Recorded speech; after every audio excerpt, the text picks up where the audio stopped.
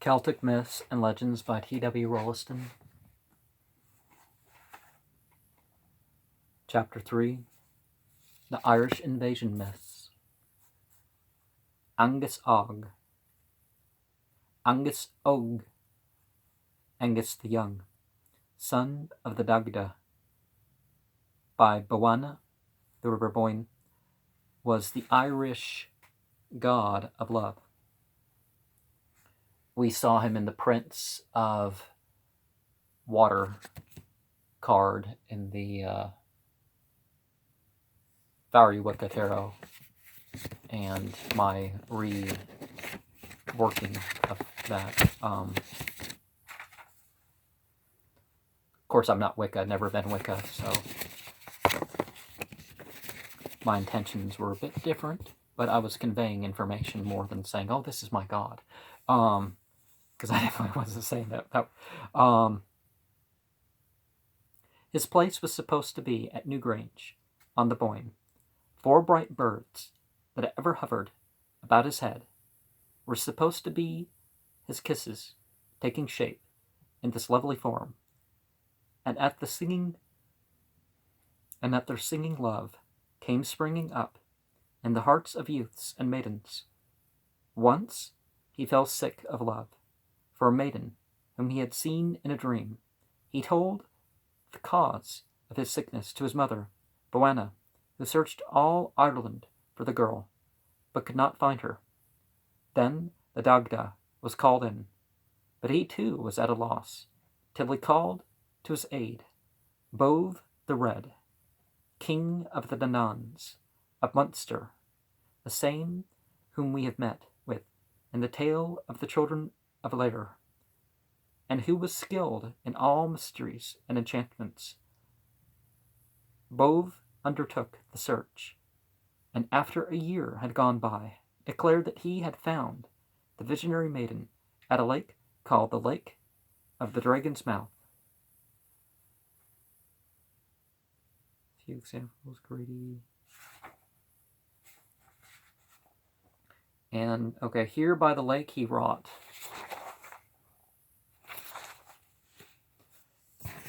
Angus goes to Bove, and after being entertained by him 3 days, is brought to the lake shore, where he sees thrice 50 maidens walking in couples, each couple linked by a chain of gold.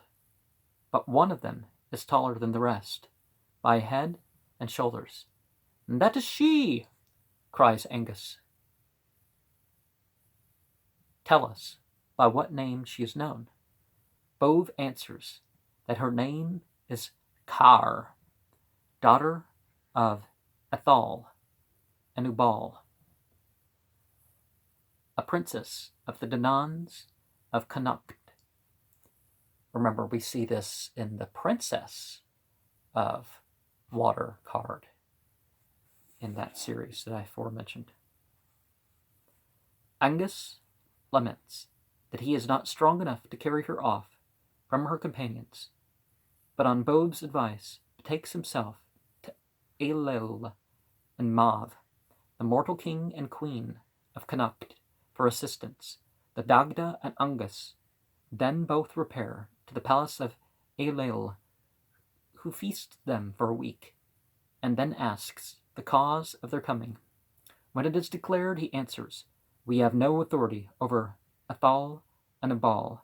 They send a message to him, however asking for the hand of Car for Angus, but Athol refuses to give her up.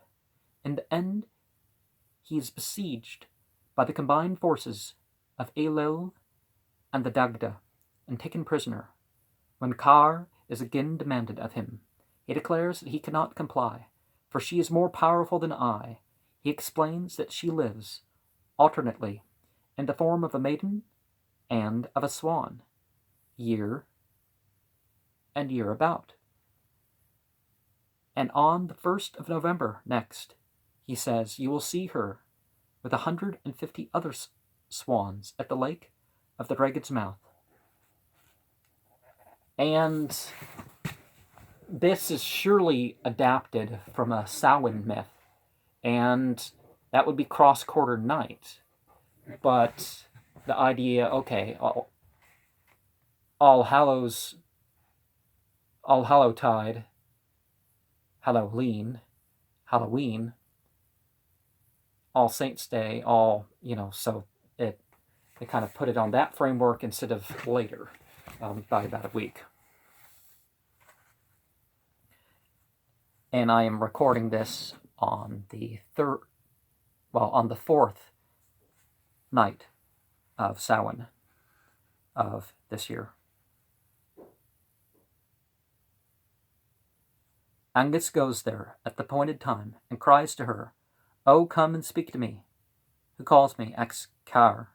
Angus explains who he is, and then finds himself transformed into a swan. This is an indication of consent, and he plunges in to join his love in the lake. After that they fly together to the palace on the Boyne, uttering as they go to a music so divine that all hearers are lulled to sleep for 3 days and nights. Angus is the special deity and friend of beautiful youths and maidens.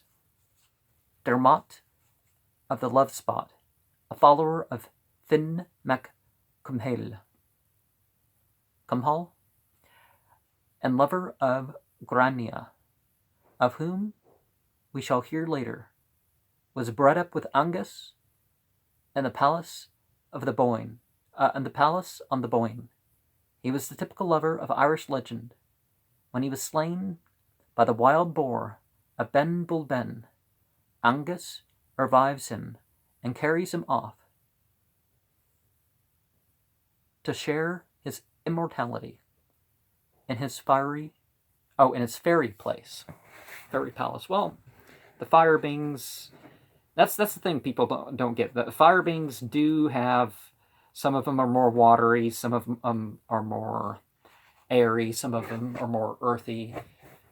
Let's not look at some random grimoire and say the jinn. So jinn, not knowing what it means in Arabic or not knowing similar terms in other languages, just get some random thing out of some grimoire or some alternative occult book, and they're going to run with things and say, well, and limit the perspective of things or some other issue that may arise with that sort of thing.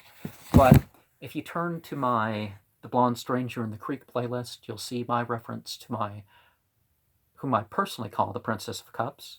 She called me the Prince of Swords later on, but the Princess of Cups was, she had to undergo some learning and thousands of conversations and just as many internet communications to